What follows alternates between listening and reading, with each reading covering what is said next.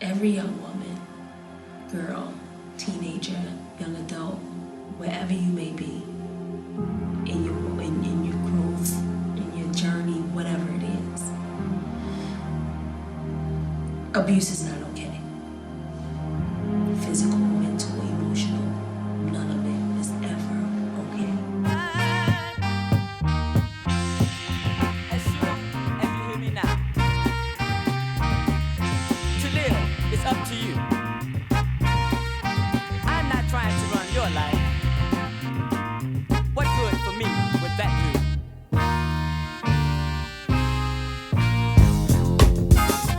First giving honor to God, who's the head of my life.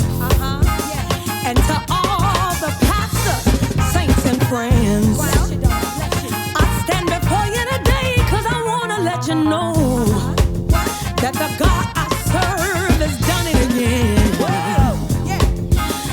I've made some decisions in my life, and I know are contrary to his will.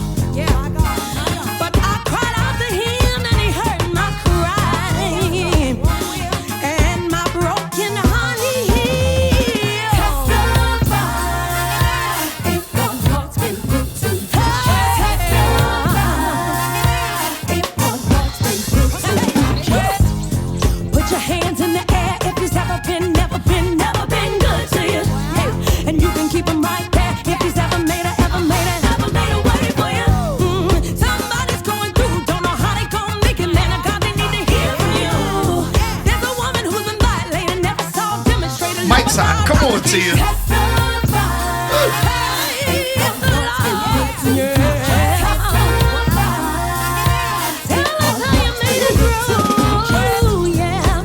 So for everybody under the sound of my voice, I know the road gets long and hard. I love that. You're not just running a race, you're running a marathon. It's like a Jesus song, but it makes me like It's definitely groove. I never heard this. It's got like a little Aerosmith going on. This is definitely a groove. My brother, we gotta do a segment on slept on stuff. Oh yeah. That verse was long, Tia. But here we go. One more time for the hook and we getting started. God is standing by. If the Lord's been good to you,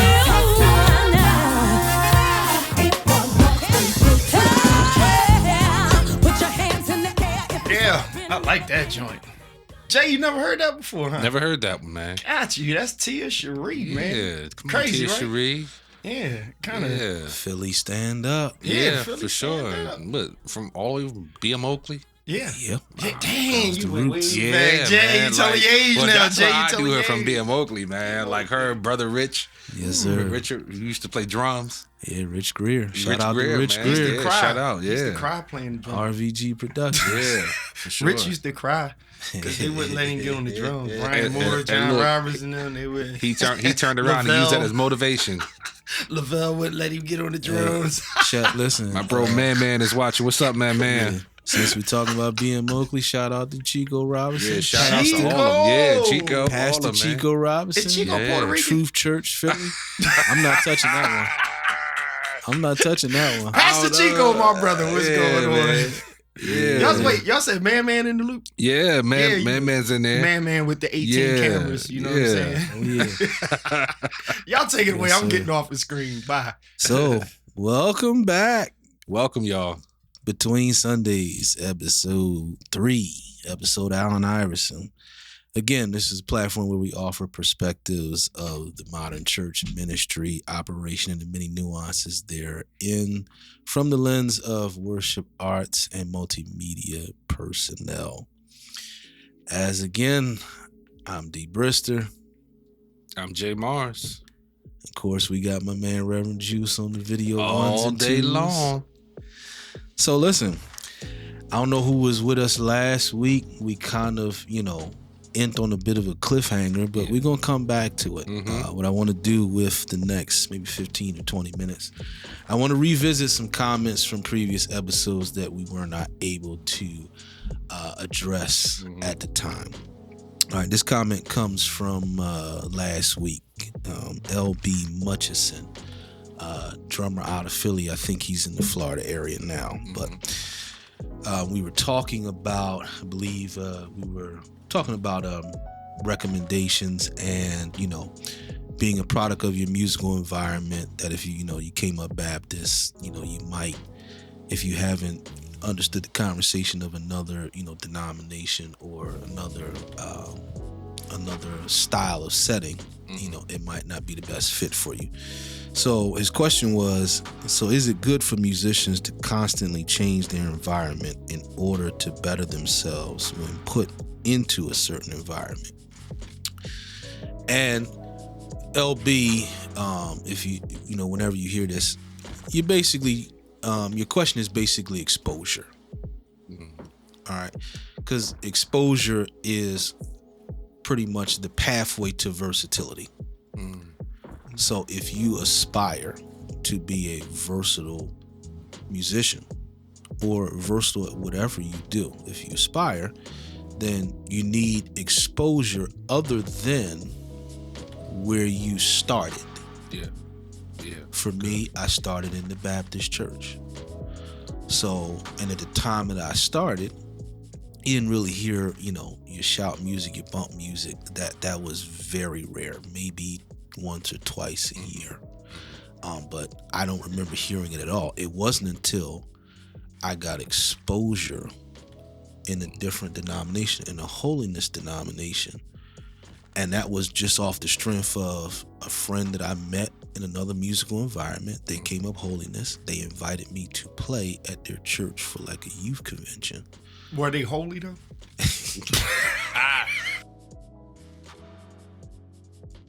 Already, we ain't even get 5 minutes in, man. Because Felix Morgan is holy. He's holiness, but he ain't holy. Lord have mercy. Lord. Yo. Go ahead, Darian. I'm sorry. But no, it's good. So yeah, they invited me. So, and then of course, I'm not at that point in my journey in life. I didn't even understand, the different nuances between, what a Baptist church service might look and sound like and what a holiness church service might look and sound like. I'm just thinking, my thought walking in was, it'd be similar to, where I play it every Sunday. Right. So, I get there and, I'm playing along with them because they were a musician as well. And that's what introduced me to, the thermostat of that environment. Yeah. So now it's like, light bulb went off. Oh, so every church don't necessarily church the way my church do. And that's not negatively at all. It was just like a light bulb moment. Oh, okay, cool. So now let me try and soak up some of this, just so now I can be a little bit more familiar if they invite me back. If I get invited to another church that has a very similar thermostat, not necessarily to try to, not necessarily to try and, take it all back to my church and say, y'all ain't been doing it right. Right.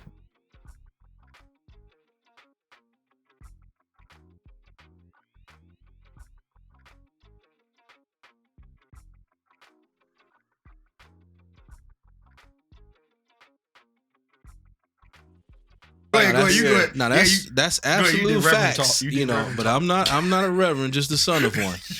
But no, you're absolutely right. Every now and then he comes out of me. He said, "Watch this." Every now and then he comes out. But going back to your question, what you're talking about, LB, is exposure. All right, and so you don't necessarily need to force it. When you get the opportunities, you want to take advantage and look at it from, let's say, an empty perspective, Right. versus looking at it solely from the perspective that you're familiar with. So again, I wouldn't force it, but whenever because the opportunity is going to come around. I didn't go looking for that opportunity. Right. It just so happened I met someone in a different musical circle on a community choir, and they had a different upbringing than me, so they invited me, and then so the opportunity presented itself, so I just took advantage, and said, okay, well, let me get familiar with this. Mm-hmm. Did you want to add something to that question, bro? Yeah, sure. So I'm gonna come from a little different place. Back in the 90s, 2000, early 2000, they had something called the Philly Sound. The reason why they call it the Philly Sound is because most of us that are from the Philadelphia area, tri-state area, usually all sounded alike. We weren't the same, but our inspirations usually were of the same knit. So most people that were not from this area, when they heard us, they was like, hold up, that's around the east, that's the Eastern Seaboard sound. Mm-hmm. That's Philly-ish, Jersey. That's like the Eastern Seaboard sound right there. That's not coming from where I came from. Yeah. So, and then you have the West Coast. Yeah. They have a sound. Yeah. They approach music totally different. I love their sound. And it's not that nobody's is better. It's the approach to the West Coast sound. I remember when I went to Chi-Town, Chicago. Yeah. Up by Ricky Dillard's area when they first got started. And I had this organist came and played, and I mean wrecked it. Mm-hmm. I never heard nothing like that in my life at the time, because his approach to the music was totally different. Yeah. Their drawbars were settings were different. The way they approached the hymns were different. The way they played behind the preacher was totally different than what we were used to. I'll give you one even better. Recently, I just started in Baltimore. And so I was bringing Philly training to what in the world? What? I don't even want to say that. Lord. All right. So I was bringing, a lot of the Philly sound there, and they could tell. They was like, yo, you're not from here, are you? No. I was like, nah, man, I'm from up around the Philadelphia area. Yeah. So I was trying to fit in with what I was hearing. Now, here's the thing. I asked them, like I said, I'm not going to name them, but I asked a lot of the Baltimore cats that I was playing with. I said, so what do you think that I can do different to fit in with what y'all are doing? Because right now it's like double Dutch. Yeah. Trying to get in. Yep. Because I got what I need talent wise. I said, but it just, and the dude told me, he said, yeah, Baltimore musicians are very aggressive. Yeah. He said, I agree. He said, we're very aggressive. He said, play it. Yeah. Don't even think about it. Play it. I said, well, back where we come from, we're listening and kind of gathering absolutely where we can kind of go to kind of, he's like, nah, you ain't gotta do that here. Play. Yeah. We're all here. Yep. Let's go for blood every single time. I'm like, okay, I could do that. Yeah. And so I realized that I'm in a different area. So I gotta now speak their language. There you go. When in Rome. Yep. So what I communicated from Philadelphia works in Philadelphia. Yeah. But I have to be a whole different cat. Not personal wise, but to match what they are used to in this area. Yeah. I have to be a whole different cat now. So in that particular situation, I have to be like, and you're right, LB, don't sleep on the Southern cats, because the Southern cats definitely got it. But I had to realize that everybody has a different sound, and where you're from is usually where you're going to be, your exposure is going to grow you. Yeah. So if you're exposed Southern type quartet, more likely you're going to have quartet in your blood. You're going to play that way. You're going to feel more quartet music. Yeah. If you're raised in the North and you like Milton Bronson, New York style, Timothy Wright, that's going to have a sentimental effect on you, and it's going to show in your playing because that was your exposure. There you go. Same way with the West Coast. If you were over there, you're going to have more of a West Coast feel because that was your exposure. Absolutely. And to us, it's different. But to them, they all like that over there. They all play in that same kind of vein. Yeah. You know, so I just feel that it's wherever you're from, you know, like you get that exposure from being around the people that you are and have been watching for years and intaking musically. Absolutely. So next comment before we hit our next block. And Pels, I want to start with you on this one, man. Uh-oh. So this was a comment from last week. Make it ready. You know, as we were digging into, you know, the process of identifying the musical needs of a church. So Rob Speaks, his comment was, so how do we get the church to move on from the tenured and trusted model to the trusting the talent model? That's the question? That's the question. Wow. How do we get the church to move on from the model of the trusted and tenured and move to, you know, trusting the talent from a decision-making standpoint of the musical elements? You know, it's crazy because I'm into football, right? I'm not a bona fide sports person. Most of y'all are. Most musicians are. Churches are really, I think I said this last week, churches are really subjecting themselves to this spirit of sports, if you will, right? Where you have a certain ball player that's like, yo, I'm frustrated on this team and I want out. Yeah. And there's somewhere else that's going to take them and they're trying to build a dynasty somewhere else.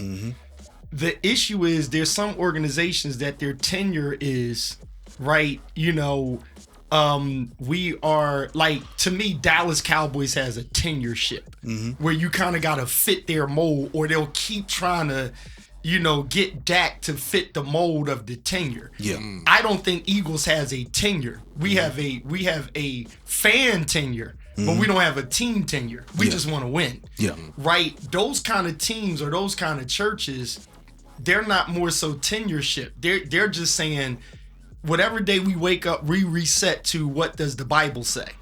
And then we take on, well, everybody's not really doing devotional. And how you doing devotional if you don't have no old deacons that know the hymn off the top of the head? Yep. And we can't even find the books, and nobody's even looking on their phone to find out the third line of the hymn outline, must Jesus bear the cross? Yeah. Then there's so many ways to do it. This guy don't know it. He didn't grow up with grandmom singing. So what we're going to probably talk about later on, I learned how to play in every key because the key was whatever they chose or whatever they felt like in that morning. If it's wintertime and Deacon got a cold, he just dropped the key. Same song, you better learn it in another key. I don't have transpose. That's a later talk. But anyway, so the tenure of that was a training for me. However, we were stuck with the people that we had that were stuck in their ways.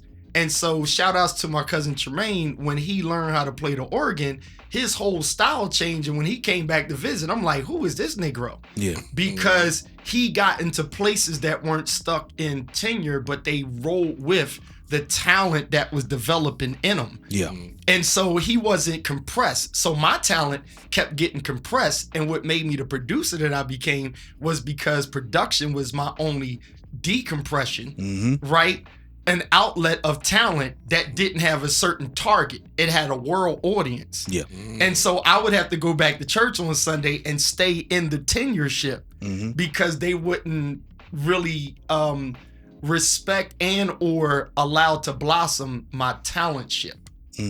So how do we move from it? You're kind of confined to, and if I could bring this to a reverend close to my opening point, we're confined to understanding, do we have a tenureship ministry or do we have a talent developing ministry? Wow. It gets Yes, deeper sir. because sometimes a talent developing ministry allows all the water in the boat, right? Yeah. And a tenureship ministry keeps the water out of the boat so it stays floating. And the problem is sometimes you're stuck out at sea and you can't get Uber Eats when you're on a cruise ship. That's Yeah. right. So you stuck with what's on the ship. And if you don't like it, oh well, until you get off. Yeah. Now, with a talent ship church, you just keep ordering and bringing all kind of stuff in the boat unless the head understands both. I'll go off screen with that. Wow. Jay, thoughts?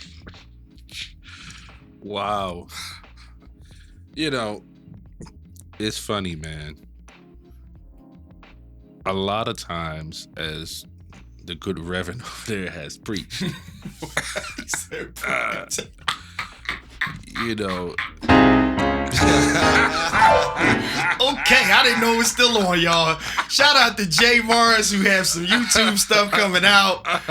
The piano was left up for him, but go ahead, Jay. I'm gonna have y'all run over here. I'm gonna just put the keyboard on the table for y'all next week. Go ahead, Jay. all right. So, you know, I think that most of the time, the tenured gets favored and over the trusted talent. Because as Pelzer said, the water gets in the boat with a lot of times with the trusted talent. Unfortunately, there is no, in my opinion, you say, I don't believe there is a way to balance it out until our thought process change. The way we think, the way most pastors, in my opinion, of what I've seen, have grew their churches, it was not by talent, trusted talent. Yeah. Some trusted talent came in, they did what they needed to do and kept moving. But it's different with the tenured. They're more trusted because it seemed like they would be the ones that would that they could trust not to leave. Yeah. That they could trust to give. That they can trust to be around when necessary. But the talent, when the talent would get so far, or grow so much, they would either leave, or they would cause so much hell in the church. Because they're talented, until they're not trusted anymore. So, like most people, they stick in their safe zone. They're going to stick where they know. They're going to stick of who I know will be there when I need them. Absolutely. And I'd rather get the person, even if I know they're sinking my ship slowly, I'd rather get the person I know at least will do what I need them to do and think how I think, rather than having somebody with talent that know they have talent, that realize that their talent carries the church, but their attitude might suck because of it. You see what I'm saying? Yes, sir. That's just in my opinion, because it's always going to be until that thought process change, and it's not all pastors. No, not at all. I don't want to put that out there. It's not all pastors. Shout out to Be Young. Yo, Be Young. It's not all pastors, and it's not all musicians that's like that. Absolutely. But if the wrong pastors keep meeting the right musicians and the wrong musicians keep meeting the right pastors, Say it. you know, it's always going to be a disadvantage, man. Yeah. And we're always going to keep seeing these things happen because you have pastors with horror stories as well. Yeah. Well, wait, so you know what, Jay, and you can take it back over. This is something that gets me with development, right? Because, like my father, John Roberts, Brian Moore, and a bunch of musicians from around my age, they'll tell you, you could walk in my church with boots and jean shorts, and my dad would be like, "Oh, come on up," you know, because he received talent, right? He allowed talent, but he had a respect for tenure, right? okay, this is going to be rough, but this is something else that Darian brings up, and we'll talk about it, is non-musical people making musical decisions, right? It's kind of like the owner of the sports team. Again, my theme today is sports team analogies. Yeah. It's like the owner of the sports team that just got the money to buy the team, but they don't understand the field. Right. They're always aggravating the organization, right, structure, if they don't know how to let go. So if I'm a pastor and say, hey, I don't really know music like that, and I want you guys on my team, right? Vice president, whichever one, y'all figure it out. But I'm gonna take care of y'all. Yeah. I also have a relationship with y'all. So then I trust y'all. I hold myself accountable, our wives, us, our households. So the structure makes sense. Yeah. And I do have a love for music, even though I don't play like y'all. Right. I don't sing like your wives or whatever, but I respect and understand music. Tina can't hold a note in the bucket, but Yana Crawley is her sister, her best friend, and Tina loves singing. Yeah. So she's not going to be in the way. Yeah. She's going to support it, and that's a healthy environment. You have some folk that just want to be stars, Yeah. and they get the best musicians, so they don't even respect the music. They just be like, yo, Jay or Brandon Young is one of the best musicians in the tri-state area. Yeah. They throw the money at him. He's like, he needs it. He goes and does it. But it's like, and we all sitting there looking like, dang, dudes over at that ministry, they don't care about music like that. Well, Yeah. here's So the the thing. relationship with the pastor means a lot on Right. like, yo, where are you going? How are we developing? And do you give me room to grow? Yeah. Well, You know? here's the deal. I'm gonna get in trouble by saying this. No, you're not. The tenured are tithers. we can leave on out. I mean, let's come on. Let's put it out there. Yeah. Most of the time, the tenured are tithers. Yeah. Why wouldn't I trust who's putting money in my pocket? And that adds another wrinkle. Sidebar, boom. I hear you, B. We watching. Yeah. Yeah. Yeah, we agree. And we agree. so Brandon's what he wrote is going to bleed into my answer to this Yep. to this topic. But We we're see not you, go- bro. We're not going to forget what you just said. Yeah, Right. Yeah, yeah. Because we're going to take this into our B block. Now, for me, my response is going to be, it starts with healthy dialogue. Keyword healthy. Keyword health. Yes. Because definitely keyword. to many of points that you made, Jay, Mm-hmm. the conversation between the two sides right now, I would say for an overwhelming majority, the conversation is each side talking at each other Mm-hmm. using their past instances. Mm-hmm. Yeah. And so the conversation is really going in circles if all that we're talking about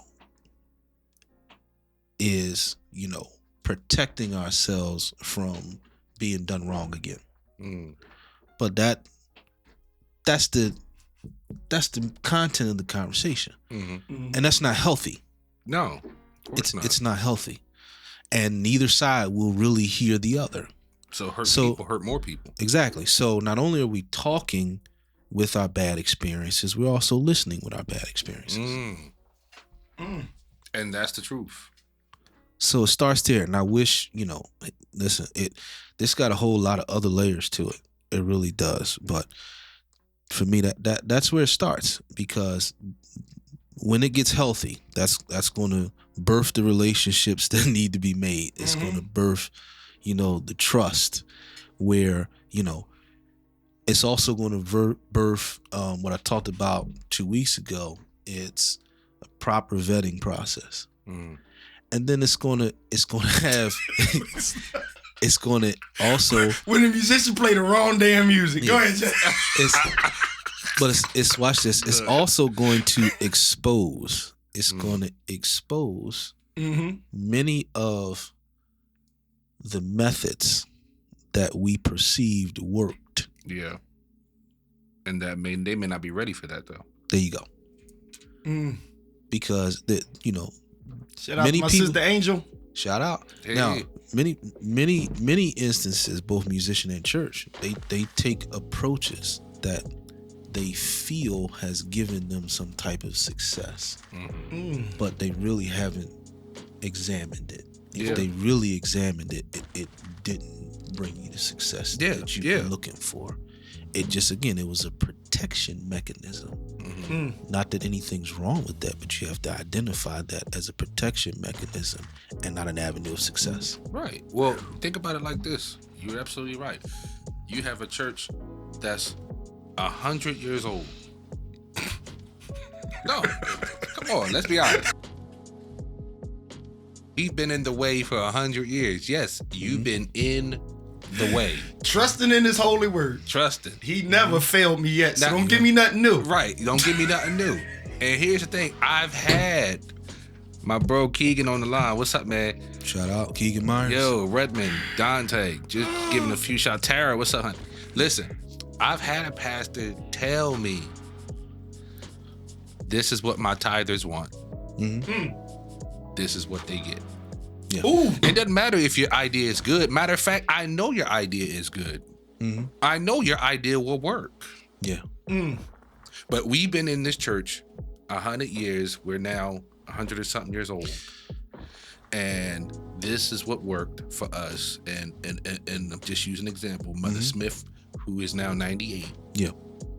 don't like all that bumpity bump, bump, bump. It don't matter if we have 1,000 youth Yeah. that we want to keep here. Yeah.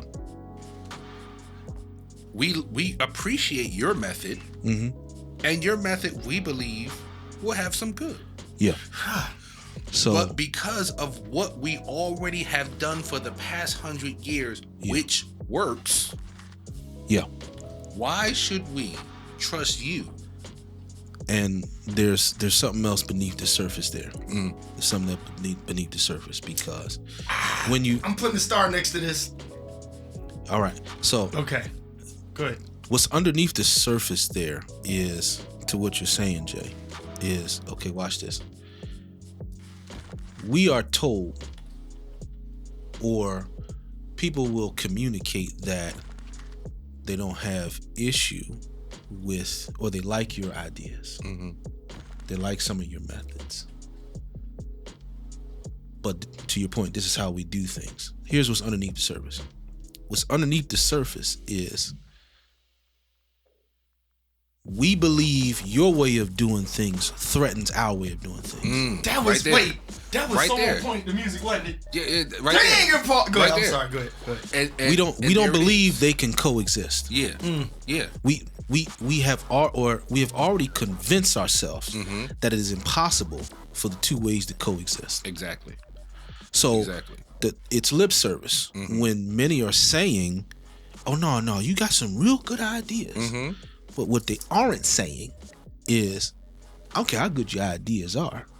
It's a threat to how we do things." How we do things. So the question that's asked is, how can we bring them together? Well, can we? Is the question. No, because at the end of the day, you have two immovable forces. At the end of the day, listen. Look. That's the kid. Hey, go ahead. At the end Go of the ahead, day, Jay. I am the pastor. I hired you. You work for me. I don't pay you for your opinion. I pay you for your talent.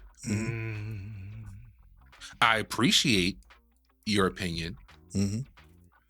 I pay you to play the drums, the keyboard, the bass, the saxophone, the kazoo. Yeah. I pay you to play the instrument that I pay you for. Matter of fact, I don't even pay you to come to the altar. Yeah. I don't even pay to pray for you. I pay you to be there when I need you to be there. Your opinion does not matter. It's heard, but it does not matter.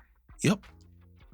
So, that is the a question reality is in not- many places. Yeah, the question is not, can we? The question is, are we willing?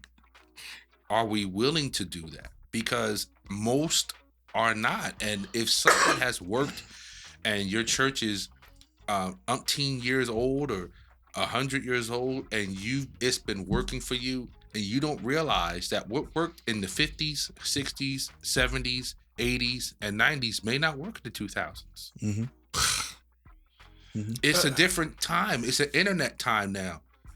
You know, there was a time when pastors didn't believe in streaming because they thought it was evil. We're not using that evil internet. Mm-hmm.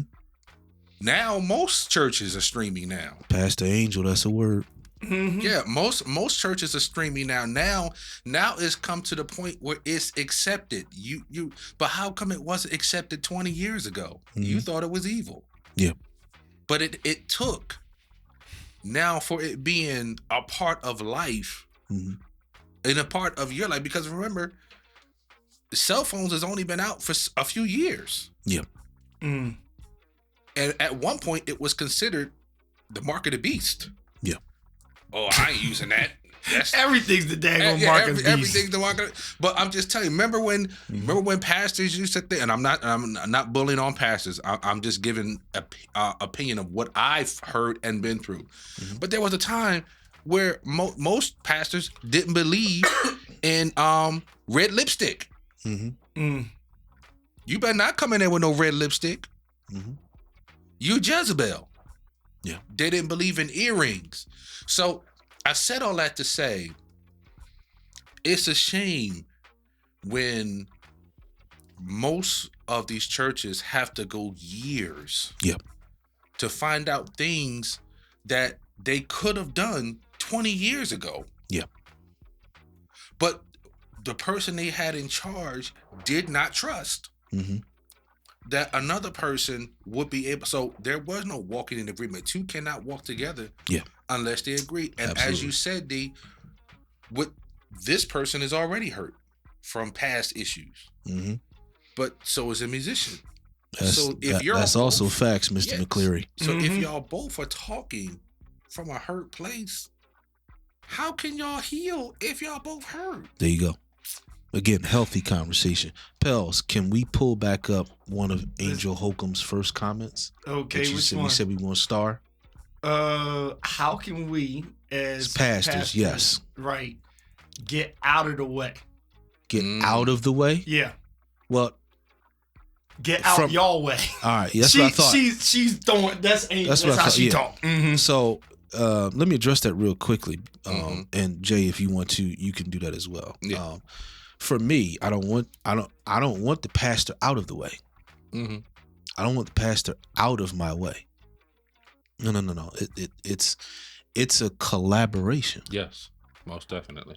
It is a collaboration, because when we look at our chief operation as it pertains to the church, which is, the Sunday worship experience, the more we're all together, the more effective it is. Most definitely. So for me, I don't want you out of the way at all. I don't want you. It's a collaboration. What we're looking for is just, again, respect as the expert in the area that you hired us in. Exactly. That has nothing to do with you being out of our way. Because watch this, at least for me, I pride myself in being a Bible reader. I pride myself in a decent amount of, studying the scriptures. But for me, the foremost expert on the scriptures inside of the four church walls is the pastor. Yeah. For me, that's not debatable.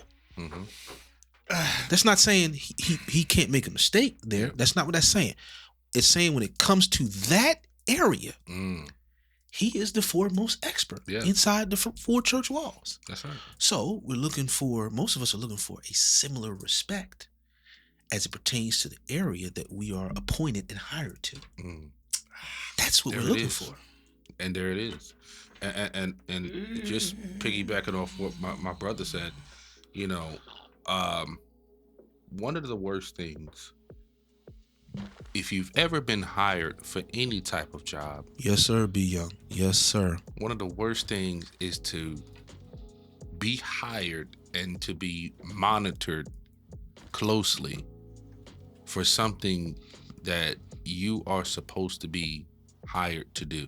Mm-hmm. If you need to be monitored closely, then you don't need that job. They shouldn't have hired you for that position if they could not trust you with it. Amen. Your expertise should be valued. Amen. Just like you value the pastor. There you go. I don't care. Or you should value. I don't care what has happened in the past. If you, as a musician / praise and worship leader or whatever, Choir director, if you freely are employed, allow yourself to be employed by a ministry, you also have to give them the same respect. Absolutely. That you want them to give. Absolutely. Honor the pastor as the head. Absolutely. But then you also want that same respect. Okay, well, you are the musician, you are the minister, you are the MD, you are the worship pastor, or whatever the case may be. I don't have, if somebody comes and in your department and needs to be hired, I don't need to speak with them. Ooh. I hired you for that position. Ooh. So however much you feel they need to be paid in order for this ministry to run correctly as my vision, because you're still under the pastor's vision. Absolutely. I've already discussed my vision with you. I don't need to meet with them. You are the trusted source now. I delegate this power to you to run this music ministry. Ooh. Since you are the one, I now can take my hands off of it. If it's not running correctly, it won't be because of me, the pastor. I delegated it to you. So now, because if somebody needs to be hired, I can now do what you can now do what you need to do. Yeah. If you say they're only going to make $50 a week, that's your business. Yeah. This is our budget. Yeah. You do with it as you see fit. Now, we got to get there. I know. I was going. I was about to say you just. I didn't mean to. I didn't mean to spoil it. Just punch something else up in there. We got to get there. I didn't mean to spoil it. I wanted to give Pels a chance to add something to Go ahead, Pels. Go ahead. What? To Angel's question. Okay. About how do we as pastors get out of y'all way? I think one of the struggles is let me get y'all on camera. So I think one of the struggles is understanding it. So I'm a music guy, right? And I was the minister of music for all these years. My father and my uncle, who was a deacon, Deacon Wallace, and even shout out to Fatina Asia Kindred. His grandfather was one of our founding deacons. I mean, man sings, Sam Cooke songs, all that stuff, right? So we had that singing Baptist church musical accepted environment. So to an extent, as we were growing, they're in with it. Yeah. Even though it's getting ahead. And, he was the one that was like, yo, they paying musicians over $100 now. We only giving them $20. Yeah. And he went to the trustees and said, y'all got to pay them more. Because he recognized it. And I was able to move our senior choir and stuff into other areas and stuff. Yeah. But to answer this question about getting out the way, I think you have to, as musicians, what I would encourage, I don't care what the bag is, and we don't use bag as a bad term, and I'm not going to interchangeably use gig as a bad word today. So if we say gig or job, whatever, we're not dissecting the word or exegeting it, okay? Eisegesis today. Don't take the job if you can honestly say this dude or this woman, in respect to women pastors too, if you agree or don't agree, but that pastor, that leader, or even as Jay is saying, you can like the pastor of the church, but if that pastor appoints somebody that you like, yo, she's too controlling, you got to consider, don't be so greedy for the job. Yeah. Because now you start conflict where it's like, yo, I like the pastor, but I don't like her. And then you sidebarring like, well, this could be better if you get her out of there. If the Lord ain't showed him that, leave it alone. Because I've seen musicians go into churches where they're like, I like playing there, but the choir, the worship leader get on my nerves, but she probably out of there anyway. Yeah. What if she ain't? What if her grandmama's dumping enough money in there and it's like, I shall not be moved? Yeah. You have now ruffled feathers, exposed other people that got a problem. You got people to say stuff that they wouldn't have said, or they would have said it better. You done divided the whole church up and you still ain't changed nothing, and everybody's frustrated. I truly believe, I'm not mad with ministries that start from scratch past the 1980s and 90s, because at least now we're having a conversation. You know what I'm saying? Absolutely. In a sense, I'm just going to shout out a person, Dr. Kevin Johnson. He started his own church, right? Yeah. When he starts it, it's kind of like, if you want to go over there, you got to make a choice, but it doesn't have a tenureship. Yeah. Right? So it's kind of like you can interview it, fill them out, they fill you out, say it's a good fit or it's not. Yeah. Or I'm going to stay here temporarily. Shout out to Lawrence Bowens. I seen him on the drums one Sunday, and it's like, that's my man. Yeah. Lawrence is going to go out on the road. But it's like, if y'all can make an agreement and say, when you off the road, we'd love to have you here, all well and good. I love it. Yeah. So it's not really even about getting out of the way. Yeah. It's understanding we're both going to be in each other's way. So when I come to church, if I'm right with you, you are a very important part of this ministry. Yeah. You can't be messy and sloppy. There you go. Right? Okay. And you're not coming to me to make you unmessy and unsloppy. That's a whole nother conversation. Yeah. That's a whole nother conversation. You need to go to Tibet and go in the mountains in a cave or something, get your life right with Christ. Because if you trying to get the gig and trying to get fixed at the same time, that's a whole nother problem. That's like taking a broken athlete and saying, we're going to pay you to play in the Super Bowl, but while you heal. No, you need to bench for a minute and chill or skip the season and then come in. Yeah. Okay, I'm sorry if I threw that off. All good. So listen, we're segueing. Let's segue into picking up from last week. All right. The bulk of our conversation last week, properly identifying the musical needs of the church. We talked about why that's important. One of the places we landed on was who should be involved. My Lord. And when we got wow, there, Jay. When we got there, my Lord, I feel it, man. When we got there, we kind of, there was a consensus that it needs to be more than one person. Yeah. That's one. It needs to be more than one person. It needs to be a team. Offensive coordinator, defensive. And those people in the team should have, an open mind. All right. So now the question is, okay, we know why it's important. We've identified who should be involved. Now what? So now it's okay. It's really going to go back to kind of where I started episode 1 in terms of some type of a vetting process. Some type of a vetting process. Because, okay, now now you've identified the musical needs of the church. Okay. And let's give this framework. Let's say, we have a very diverse congregation. Oh, Darren. My apologies. You can figure out, you remember where you was at. Absolutely. Right? Yeah. I don't think we satisfied the musical needs of the church, right? Because did I put a star next to this? What did our brothers say? Here we go. Dante Johnson.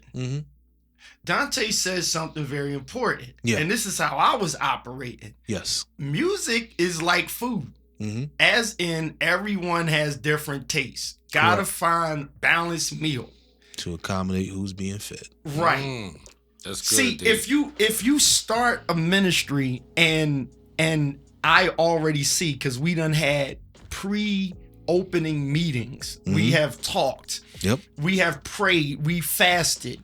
We've built our music equipment. And even sanctuary and ministries based on where we're going. And let's qualify, everybody's on the Bible. But if we're starting that and the people in the meeting are all 60 and up club. Yep. and we say we met the musical needs. The musical needs is not my niece Sequia, Portia King, right? Yeah. Trina Furby and whoever else. Yeah. And the band that go in that we like, damn, we got 60 to 80-year-olds and we got 20 of them. Yep. In our minds, we fit the musical needs of the church. And here's the other problem, because I'm going to throw a harder caveat. The older people were saying, that's going to bring the young one, watch this bad word, the millennials in. Yeah. We done generation X, Y, Z, A, B, C. That's gonna bring the millennials in. Yeah. And we're starting this and we're like, yo, we just missed it. And God is so much greater than that. And that's when we know how to do hymns from that a 17-year-old can play. Right? And modernize it with the same words, but not locked in the same tenureship. Yeah. So in a sense, we got a bunch of churches out there that think they've met the musical needs of the church because they got a good musician. That's the good one. He played the organ real good. Y'all don't even have an organ. Yeah. Right. Right? Oh, they good. No, dude don't know to put the sticks down and train somebody else. I just said something. Oh, he know the mixing board. Dude is still using the old Mackie board. Like, yo, no. Have we actually met the musical needs of the church? There's no monitors in here. Right? Wow. And the people controlling the money is saying, well, we don't need all that because my friend told me that all you need is 2 cordless mics and this one system. So in a sense, Darren, the only reason I interrupt you was we assume sometimes that we've met the musical needs of the church and we haven't. And so to Dante's point, you know, we're serving chicken and shrimp. Yeah. And somebody's allergic to seafood. Wow. And we don't have, Or they're vegan. and we don't have something else. Right. Yeah. Now the word ain't different. Yeah. And then that's not even bothering the pastor on knowing how to read your audience. Sidebar, I did this when I preached at a church the other week. If you want to look it up, you can, but I'm going to just do it this way. I knew that the band did not understand how to connect with the multiple singers in the sanctuary. Yeah. So I took the same song, flipped it to the hymnal style that they could understand. Had to tell the drummer, as we said last week, it's a 1, 2, 3, 4, 5, not a 1, 2, 3, 4. You know, and I had to coach him. But what if the pastor didn't know how to do that? We just now had a dead space that nobody understood. So the thing becomes, we're sometimes leading things and saying we've met the needs and we haven't. This is correct. We haven't. We talking street ministry and we scared to walk down the street. Yeah. We haven't met that. Wow. No. That's facts. And let me stay there for a minute. Go ahead. I'm sorry to throw way off you left, good. but Let me stay there for a minute because, okay, what do we see in a lot of those cases where they're operating as if they have met the needs, but they really haven't? Well, what do we see in a lot of those cases? Goes back to what Troy Chambers said week 1.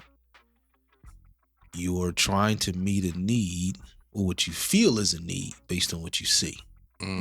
Wow. That's right. So you're looking at a different model that doesn't really compare to the model of where you are. Right. And then, okay, well, no, we need to get here. Okay. Yeah. And that's why I said open mind, because when you sit down and assess your musical needs, that doesn't mean they're going to stay the same indefinitely. Right. That evolves. And one of the problems we have is, you know, churches have in their mind said, oh no, we know exactly what our musical needs are, to your point, Pels. And when they called themselves identifying that was, you know, probably in 1998 or earlier. Wow. And so this is the interesting thing about success, because success in anything has some dangers. And watch this. One of the dangers of success at anything is it almost becomes a mind drug that you can keep doing the same Same thing. thing and always get the same results. Mm. So we have kind of a mental handcuff in our churches to, what do they call it? The good old days. Yeah, Mm-hmm. exactly. We got a mental handicap to the good old days, and we remember the things and the elements of what made the good old days the good old days. Mhm. But because we're handcuffed to that, we're not seeing for today for what today is. Mm. And always we're trying to pull good old days forward. So my question is that leadership fault? I'll be the one to say it. Right? Well, I'm just throwing it out there. I think in a lot of cases, we kind of camouflage the fact that it's leadership fault. Mm-hmm. Because if the leadership is weak, they're fighting for a need that's not technically their need. Mm-hmm. So, Darren, your word, this is one of my bags. I slide in sermons to if people starting to go to sleep on me. I talk about significance Mm-hmm. and success, Mm-hmm. right? So I'm like, we're so busy trying to be successful, Yep. rather than be significant. Because significance may say to what Darrell is saying, I don't need a video wall. Yeah. Y'all needed a video wall. They needed a video wall. I don't need a video wall. Yeah. Right? I know how to build based on, it's like being a producer, right? When they sent Darius Rucker to us, Mm-hmm. he is a black tight jean t-shirt wearing country singer Yeah. mhm. that looks like a brother, and they wanted us to make a brother album for him. Mm-hmm. Was not happening. Right. Right? And the songs that won off of that album was the songs that we found out the balance of give him a little R&B, right? But still let him be country, Mm-hmm. right? That flips what people say, oh, they understood the assignment. No.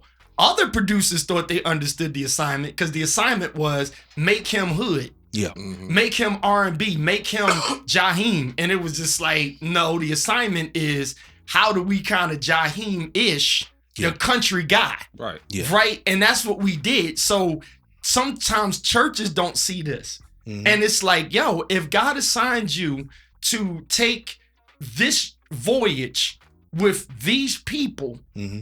when you think about what's significant for them is not being successful. And that's why you got people that leave out of their church, scroll the timeline and say, they doing better than us because they got video behind them.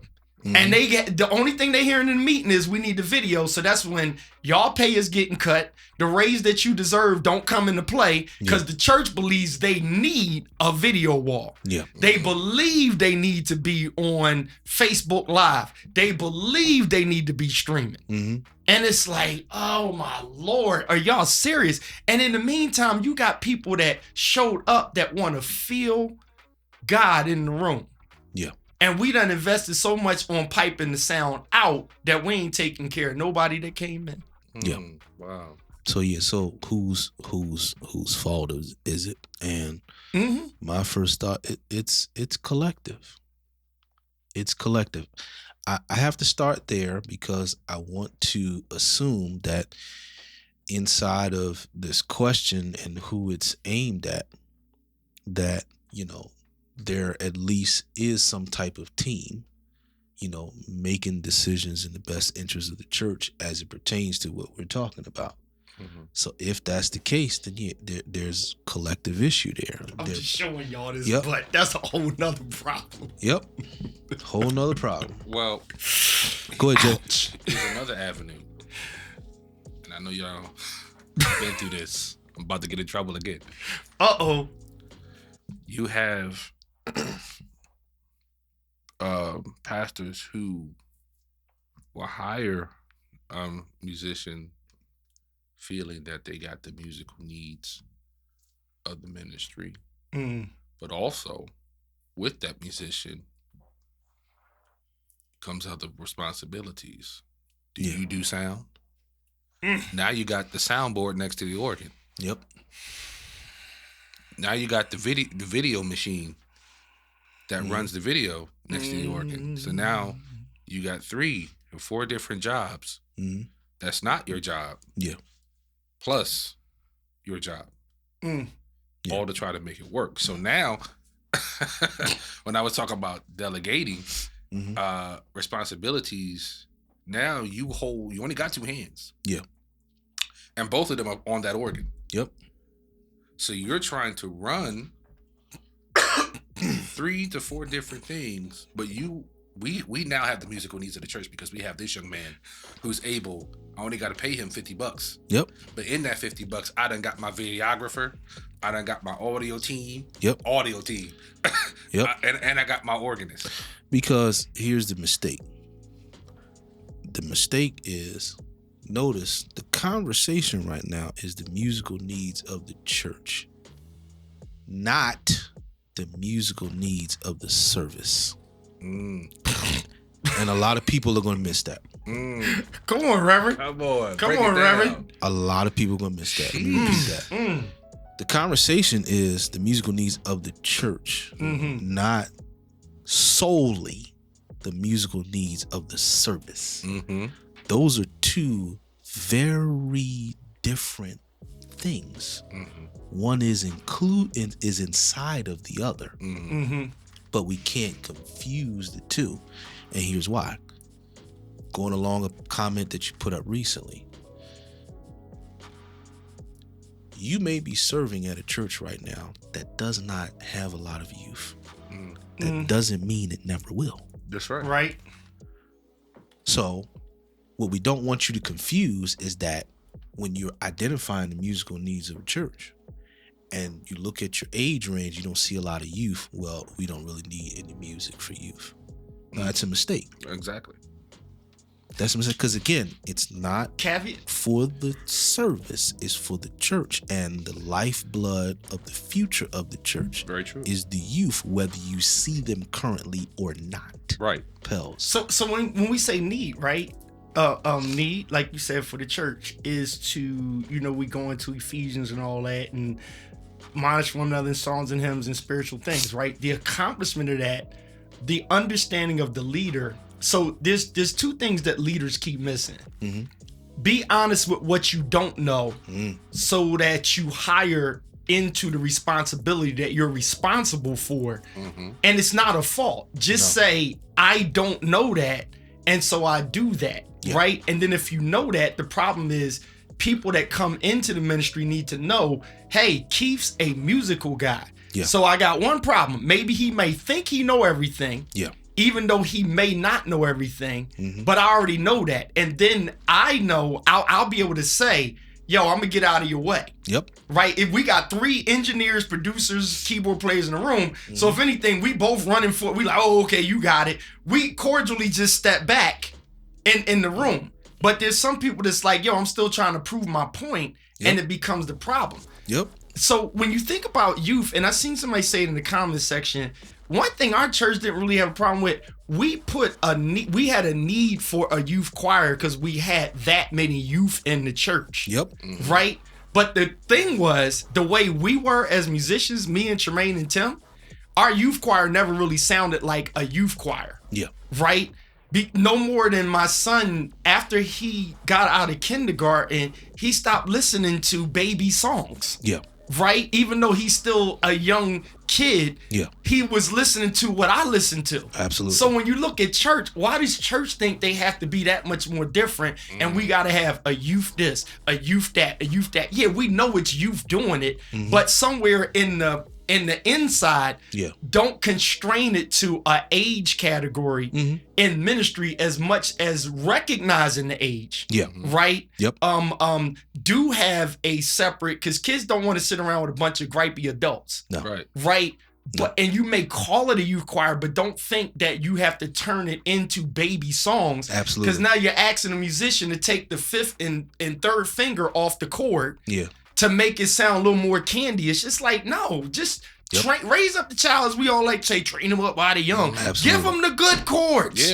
Absolutely. Give them the strong stuff. Give them the discipline. And if they can't handle it, then back down. But don't try to take good talent and make good talent baby choirs. All right, am I throwing that off or something? No. I'm right on point, bro. I'm like, my mama used to say, don't get up there and embarrass me. Do what you know. Right? So in a sense, a good musician, and Camille, I think it is Summers. I get where you're going. The thing is, some musicians are just not going to know what you're trying to say, but it is a conversation to have with them. Mm-hmm. And just respect the fact that if the musician's hired under the pretense or in the ministry under the pretense of here's your salary and here's the praise and worship team, here's the choir, here's what we need. Yeah. And then all of a sudden the church grows and you come in and add on, oh, sister so-and-so needs something for her kids to do. And now you got them opening up nursery books and stuff. Yeah. Musician going to get a little frustrated. Yeah. Absolutely. And a lot of times they not going to like be honest and say, it's not that I can't do it. It's like, yo, I ain't really getting paid or I don't want to do this. Yeah. Right. And then therefore the needs of the church is now utilize somebody's child Mm-hmm. that is learning how to play piano and put them on the team. Yeah. And don't make the whole band come down to youth choir rehearsal on a Friday Yeah. for 4 kids. Mhm. That's true. I'm sorry. That's true. I Yeah. went on a tangent. I'm sorry. All good, man. Okay. All good. Okay. So, but yeah, going back to what you were talking about, man. When we're just looking at the service itself, it's very short-sighted. Right.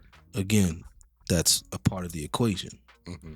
but it can't be the end of the equation, because what happens is, in a lot of churches, I believe, a lot of church music ministries fall into this category. And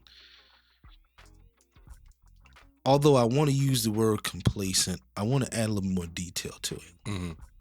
And we fall into this category of just filling music on Sundays. Mm. And when you get there, and that's the goal, and that's the objective only, then there's no development involved. Right.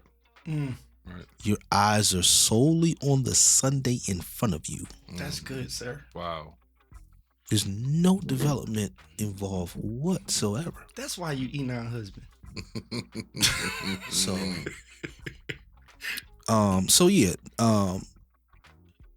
I guess we're still kind of, trying to tie up the whole aspect of, properly identifying the musical needs of the church, even before we get to, let's maybe give another 5 minutes in terms of discussing, okay, what else should we be considering that maybe many people gloss over when it comes to, again, properly identifying the musical needs of the church? Anything else come to mind for you, Jay, that maybe we missed? I think you pretty much answered what we could of that question. Mm-hmm. Because at the end of the day,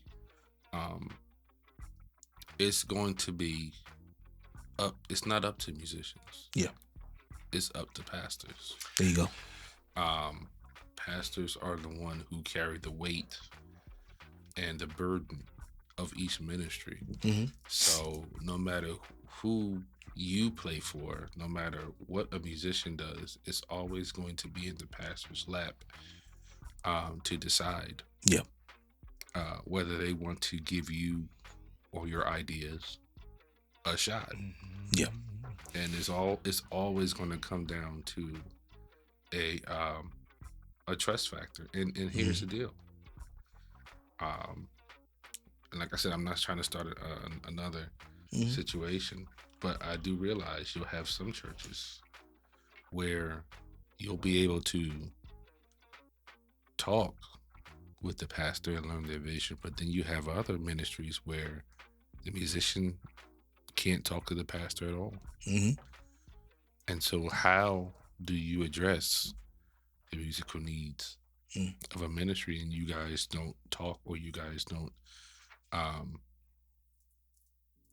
you collaborate on any level other than preaching on Sunday?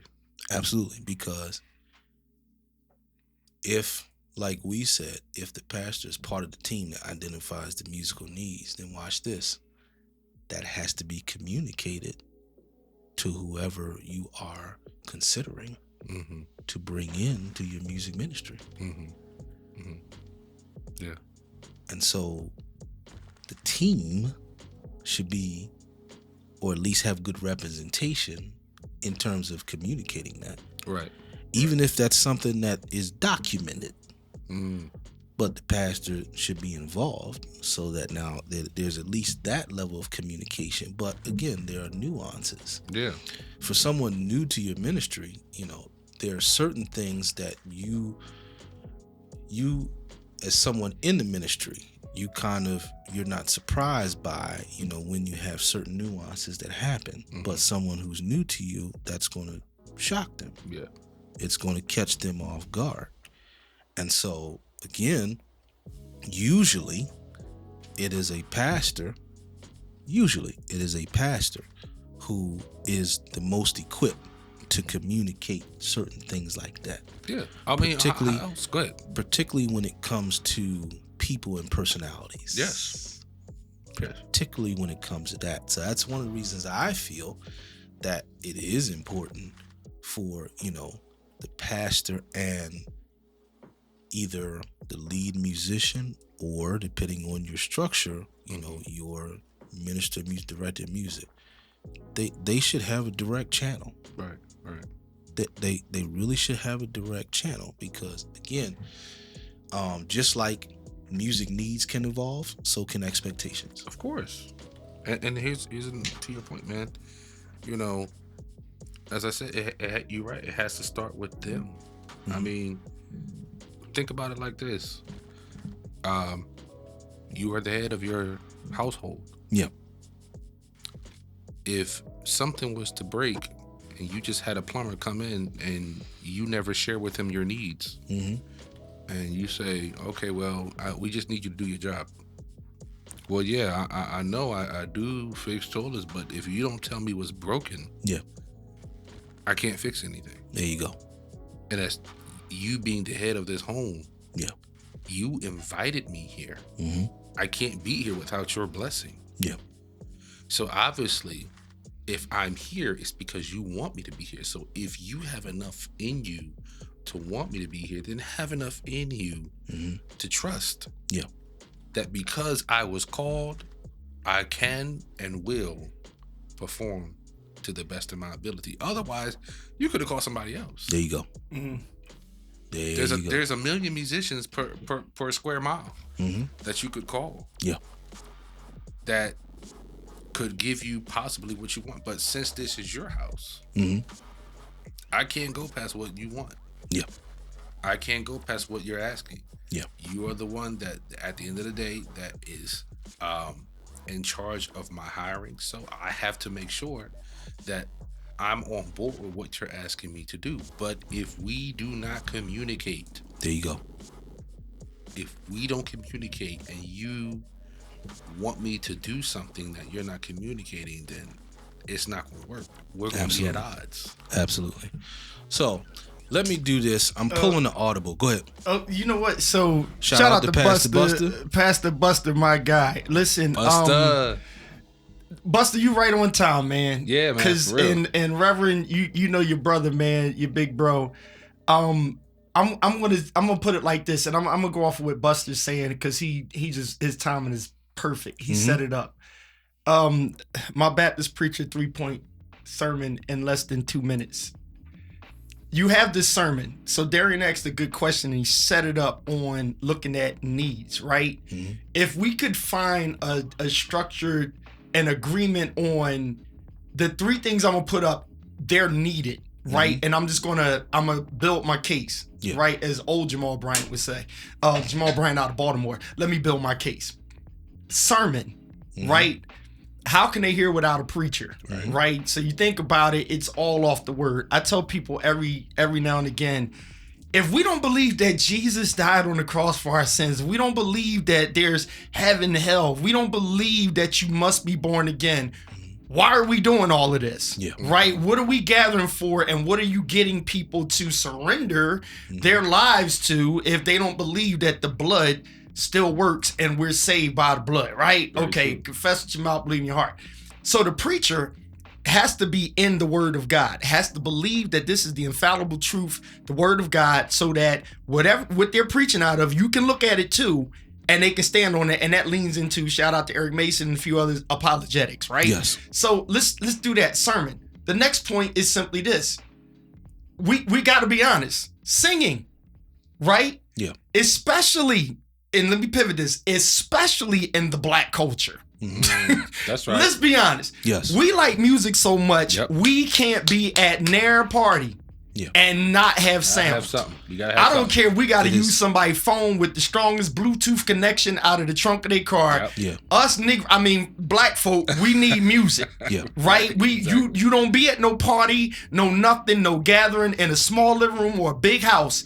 We need music, period. Mm-hmm. Okay? For the 3-year-old, the newborn, Yeah. and the grandmom that's 100 years old, the great grandmom, Yep. we need some music. Yeah. Period. Stream it, play the record, whatever. Yeah. So singing, right, is biblical, right? And sermon is biblical, singing is biblical, right?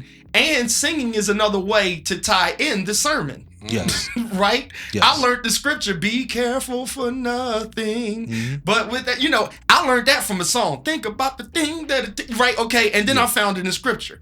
Last thing in my clothes. Here we go. Sound. Oh Lord. Right? Mm-hmm. Let's tie in this. I'm going to give my sermon. Faith cometh by hearing.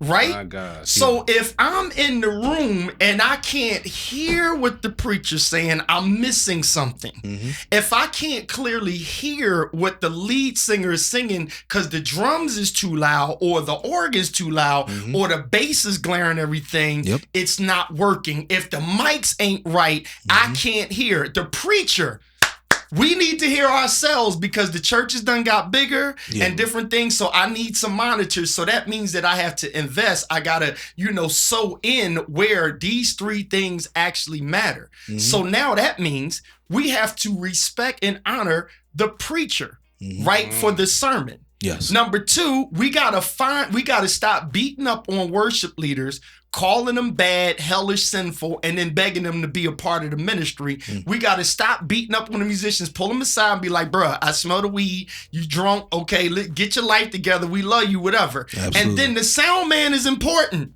Yes. This is the shift right now. that's right. Back in the day, the deacon could run and turn up the realistic radio. Yeah. They can turn up the stereo speaker, right? We can put a new battery in the mic, but now you need to invest in sound. So Yes. when the sound man needs to get paid, you are not sitting there saying, well, all they doing is pushing faders. Nah, baby. They are streaming so that grandmama that's sick, whoever got COVID, can hear the sermon, the singing, and they got it through the sound. All right? Yeah. That's my sermon for today. I'm done. Y'all go ahead. Amen. Man, Amen. that's the And truth. I wish we had time to spend more time on that. Man, might have to come back to that next week, bro. Yeah. But listen, so Shout out since to Hayward Hamilton, man. Oh, Yes, where's sir. he at? Okay, he on he's your joint? Yeah, he's on my joint. Shout out to Hayward. Hey, well, how you Shout gonna out. be on his Yeah, page? You ain't on yeah. mine. Yeah. Bishop Hamilton. Rude. Bishop Shout out Hamilton. What's up, my brother? Yeah. Love you, man. Yeah. We got to, you know what? He's another one we got to get in here. yeah. Yeah. Because I yeah. believe what Brandon said as That's far my brother, as, man, for real. and just so everybody knows, I'll say this for y'all. It is our goal as we're building this and growing. We're setting up, but we're bringing the preacher to the table Most with definitely. the musicians. Right. Yes. And Right. we're not going to be fighting up in here. We're going to No. have a conversation Conversation. on, and we're going to hear each other. We want it blunt.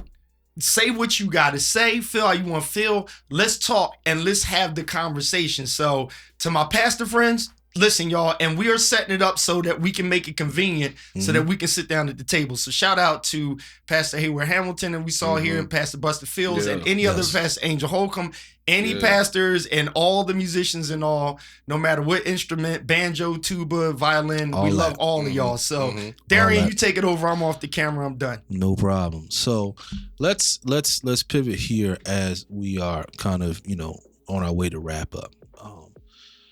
Again, talking about probably identifying the musical needs of the church. I would say the tail end of that process. It's going to get into, okay, what is our personnel needs, And man, that leads us to pretty much a a box that can go like that. So, but let's try and start the conversation in terms of identifying the what type of personnel do you need, okay? Because the first thing is, well, what type of musical personnel do you have in house? What do I mean by that? Okay, do you have a choir already in house? Do you have multiple choirs? Nice. I came up in the era where, you know, in the Baptist church, there was probably a different choir every Sunday. Yeah. Yes, usually is. No, we on the same Sunday. Yeah.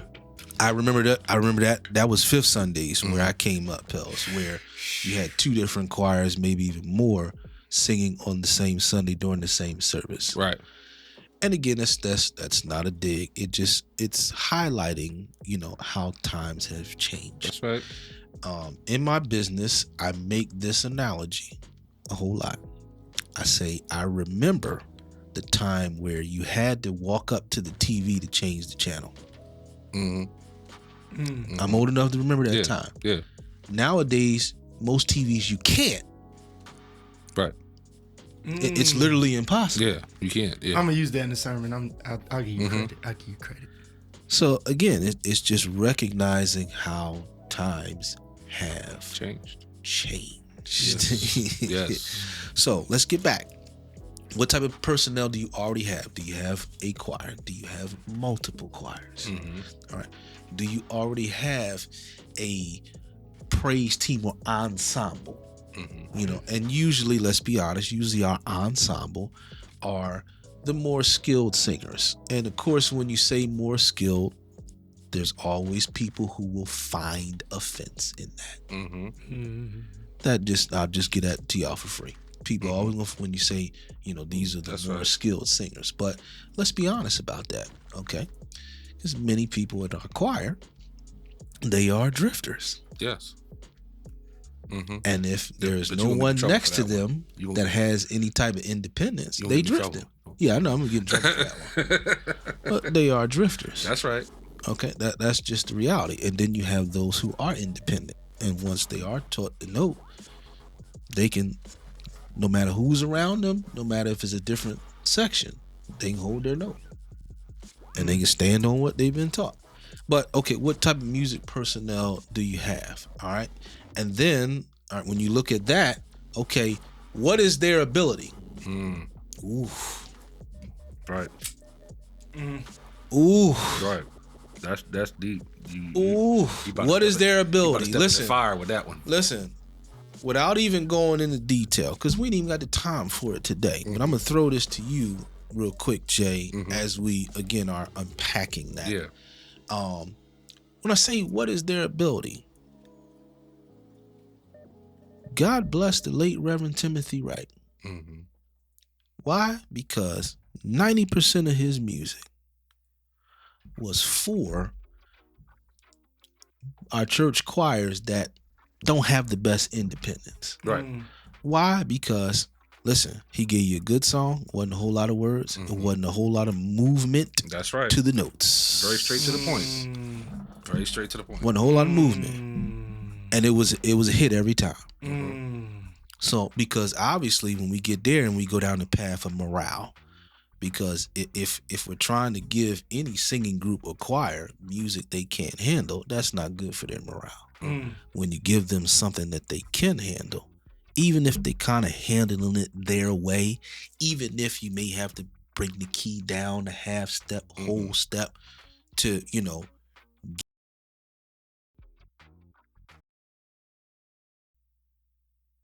would get it to where it sounds good, that builds their morale. Yeah. Yeah. So again, this is before we get really to the hiring process.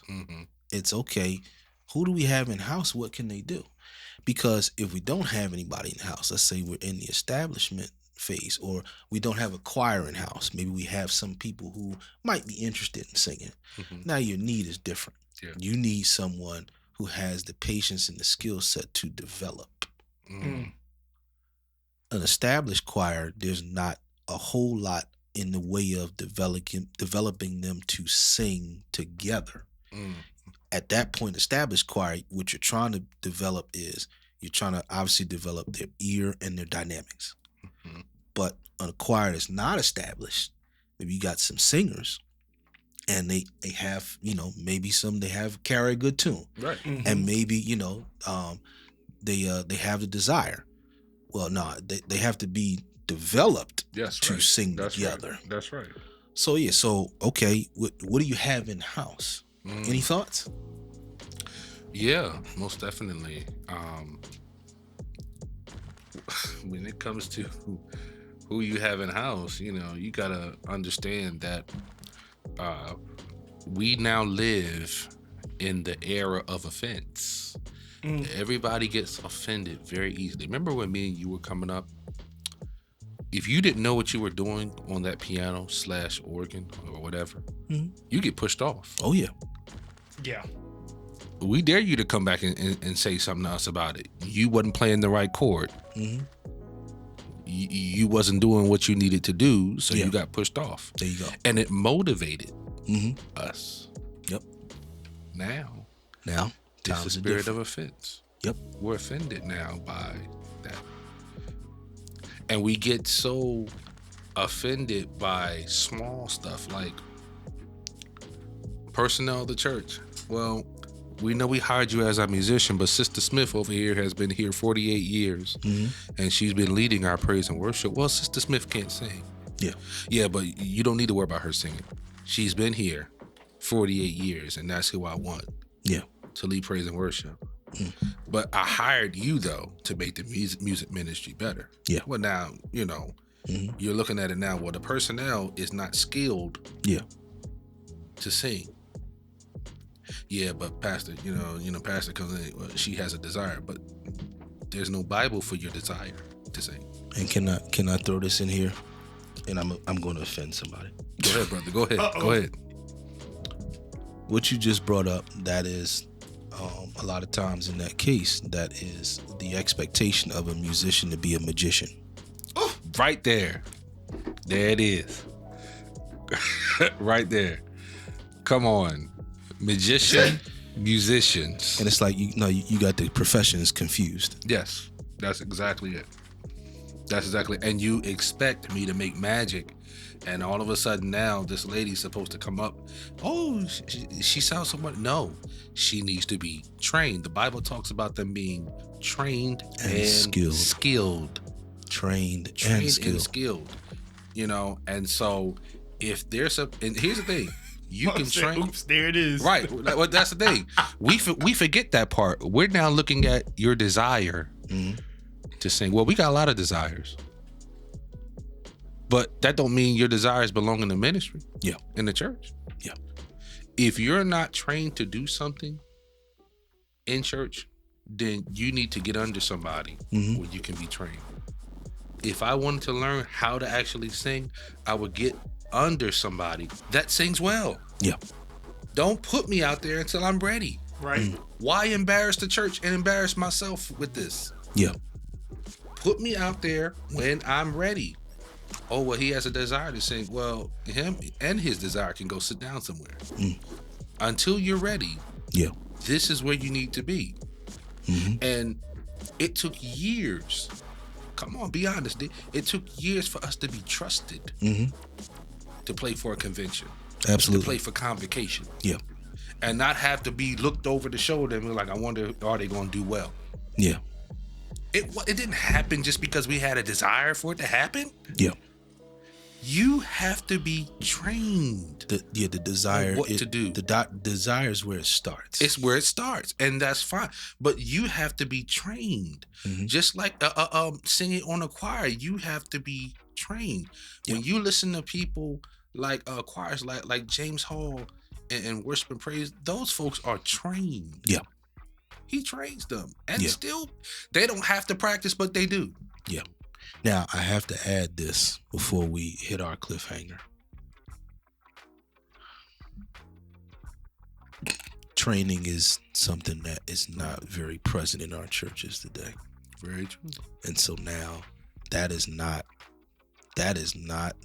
necessarily the fault of the executive leadership of the church. Mhm. That is not necessarily the fault of the pastor. A lot of that fault falls on us. That's right. It You have to take falls on accountability. us He's because right. we don't prioritize training. Right. Well, you don't even hear the word training no more. No. Because so even then- that word causes offense. And so then, where do you get that training? Pels. I go. know he's all right. Talk to us, Pels. You see, y'all about to extend this. We trying not to, man. We gotta get out of here. All right, we're going to get out of here. My experience with training is there are people in denial that want to be trained. Mm-hmm. So I totally agree with what Darian's saying. It's you can sing and you want to do this, but you don't want to be trained. Right there. This the Allen Iverson discrepancy for a minute. Because you're good, you don't think that training and practice is necessary, or you don't prioritize that. Mhm. But I'm speaking to the I want to try it Yeah. and I'm not good because you won't train me. Mm-hmm. That's like me trying to be a soccer player Yeah. and I don't possess the skill to be a good soccer player, but I'm crying because they don't want to train me. Yeah. Mm. Now, mind you, the coach at school has to train your child even though they don't know how to catch a football. Mhm. They got to coach them because that's the public school or private school system. Yeah. Church, in my opinion, is not obligated to train you to be a preacher, and God ain't call you. Right.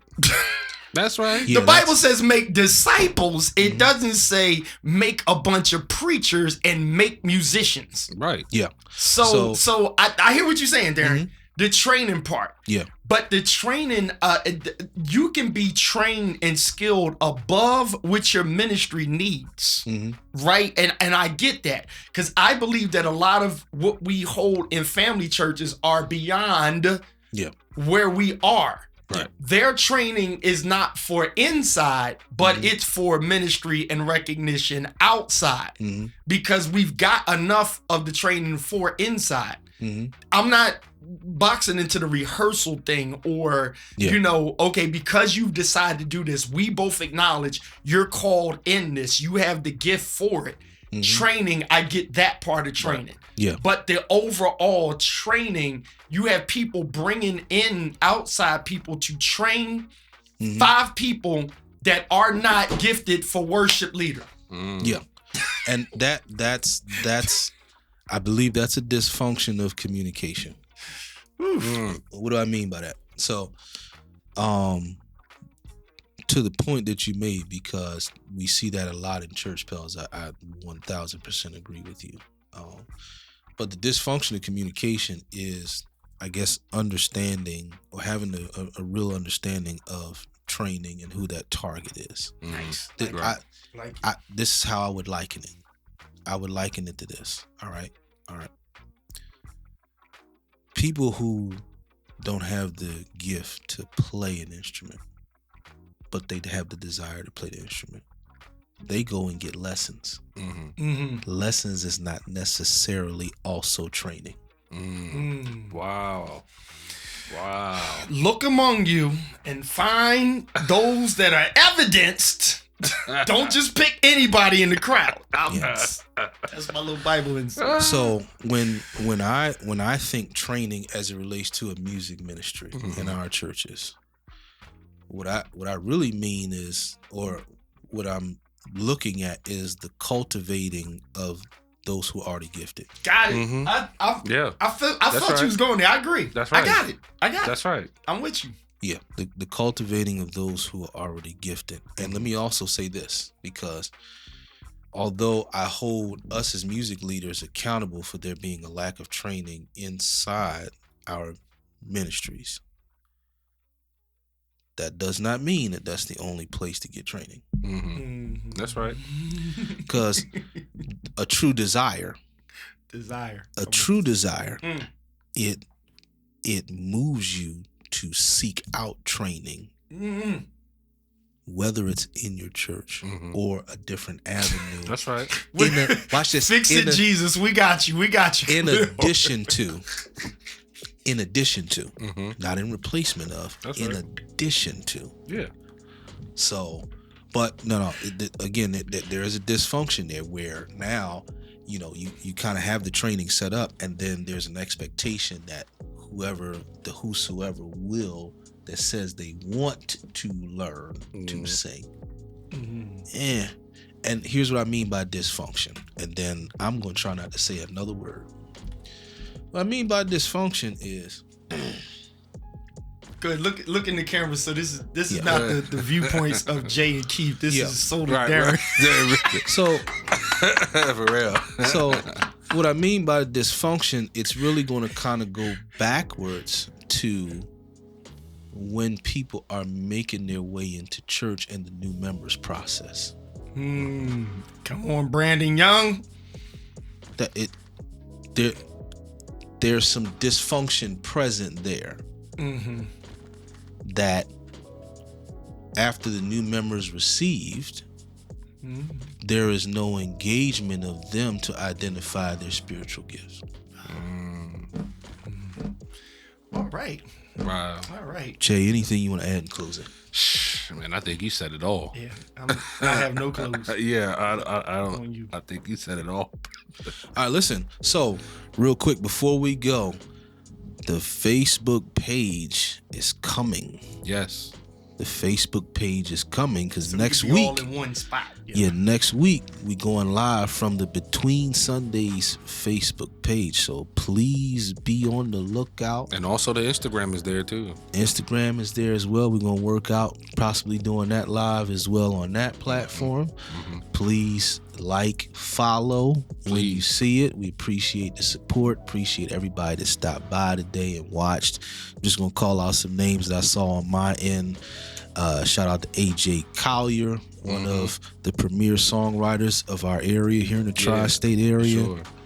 Shout out to Reverend Willie Singletary, Terrence Gilmore, who is my brother from another mother. T. Pastor Terrence Dunbar Griffith. Yes. Shout out to Linda Jackson, Josiah Booker, Sean Bobby, and Jordan Hammond, Ernest Daniels Jr. Appreciate y'all checking us out.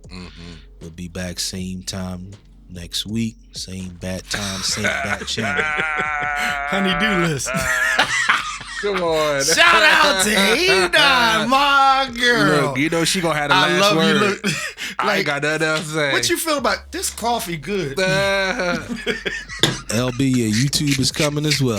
YouTube is coming. We starting with Facebook and Instagram. We're gonna make our way to YouTube as well. For sure. Oh my God. Are you done, D? Yeah, we good. D Brister checking out. Jay Mars checking out. Listen, y'all. It's gonna get better and better. Keep watching every Thursday, 12 p.m. We going in, and be looking out for special guests as well. And watch this. We got a series coming called Red Flags. Woo. Oh, like it. I like that. Red flag. I like that. Man, look, sheesh. Now that's a cliffhanger right there. That's the cliffhanger. Red flags. Oh my God. Shout out to Juan and Sonia. Yeah. Work that y'all was doing. Yeah. This thing crazy. Shout This out to thing Candy Boone. Banger. Yes. all Justin of y'all. Powell. Yeah. James Burrows. Bishop Walker. James Burrows, man. Yo. He's Yes. the man. I love him, man. He telling you, man. Shout out to him, man, and his lovely wife. Yeah. You know, John Burnett. Good to have you on here, man. Yeah. All right, I'm hit the bridge and we out. We out. I used to rock this all the time. And COVID, boy. Sing Sonya. Yo, I love bands. We're going to start highlighting just bands. Like, you know Definitely what I'm got saying? to, No man. respect the person. Just when certain. Come on, Wine. Y'all put this together. Who on the Definitely keys? Is got this Troy on the keys? Yep. Oh. The Bishop Troy Chambers on there. Yeah. Jay Braid on the bass, I think. Now Who else who's is this? Was that Jay Rosado or was that Dom Weatherby? No, that was Brayton on the Oh, bass. Jay on Bratton. this. My bad. Bratton. Jay Oh, Bratton. Bratton's Shout out on the to Jay bass Bratton. on this. Delaware's Juan's on the finest. drums. I think it's Juan. Yeah. Yeah. Oh my God. This Juan singing to the sing book. That thing go hard, boy. Don't let them take your joy. Don't let them take your joy. He's waiting to give You heard this before, Jay? Nah, I never Watch heard this this. joint go. this joy I have. The world didn't give to me. Oh, this joy I have. The world didn't give it to me. Oh, this Thanks, Corinthian. It's a great show. Watch Troy. Just ignorant. Right? Watch this. You ain't ready, Jay. Watch what this. This is why we don't like Troy. Watch.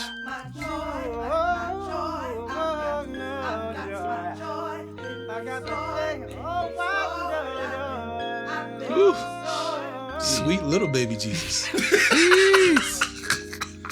That brother, man. Oh, We my out, God. y'all. Gosh.